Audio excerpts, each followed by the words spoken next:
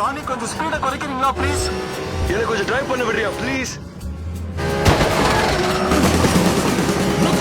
Car number 12க்கு engine trouble வந்திருக்கு.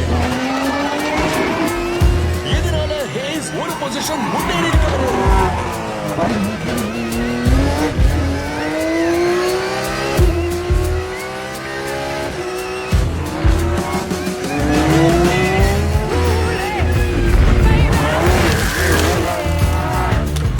நான் சொன்னல நமக்கு 10 hours எக்ஸ்ட்ரா கிடைச்சிருக்கு.